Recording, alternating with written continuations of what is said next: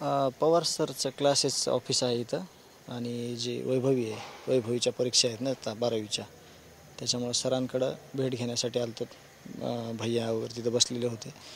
तर वैभवीचं पुढं परीक्षाचं आणि क्लासेसचा विषय त्यांना मला बोलायचं होतं, म्हणून आपण आलो होतो इथं. आज आपण वकिलांची देखील भेट घेतलेली आहे. नेमकं काय विषय झालेला आहे, काय नेमकं चर्चा झाली? हां, वकील साहेबांकडं आपण ज्या रिमांडच्या कॉपी आहेत आत्ताच्या कस्टडीच्या, तर त्याच्यासाठी गेलो होतो आपण.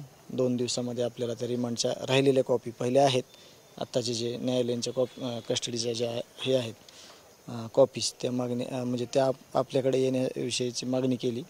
2 दिवसामध्ये ते देतो म्हणले आपल्याला. काय तपास याच्याबद्दल काही चर्चा नाही, काही चर्चा झाली. पवार सरांनाच बोललो होतो आम्ही. पवार सरांकडं म्हणजे वैभवीच्या क्लासविषयी म्हणजे पुढील थोडी चर्चा झाली आणि आता ती जी 12वीची परीक्षा आहे त्या संदर्भात त्यांच्याशी बोलणं झालं. आज बीड जिल्ह्यात मुख्यमंत्री देखील आलेले होते, त्यांनी देखील आश्वासन दिलेलं आहे. कसं पाहता याकडे? आपण ज्यावेळेस मुंबईला गेलो होतो मुख्यमंत्री साहेबांना भेटायला, त्यावेळेस जे त्यांनी शब्द दिले होते, ज्या समित्या स्थापन करायचं किंवा पुढील तपास कसा होणार आहे किंवा ह्याच्यातले जे आरोपी आहेत ते कोणाला सोडलं जाणार नाही, या संदर्भात आपण त्यांनी जे आपल्याला शब्द दिलेले आहेत त्याप्रमाणे तपास चालू आहे. पण आपण याचा पण पाठपुरावा करतो आहे की तपास होताना आपल्याकडून काही मदत होऊ शकते का त्यांना, किंवा तपासात त्यांना एखादी गोष्ट अडचणीची असेल, ह्या पण गोष्टीचा आपण आढावा घेतो आहे.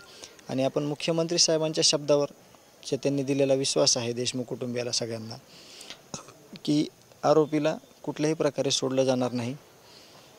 जे हे संघटित गुन्हेगारीचं पाळंमुळं आहे ते उपटून टाकल्याशिवाय म्हणजे जे प्रशासन आहे ते थांबणार नाही, यावर आपण विश्वस्त आहोत.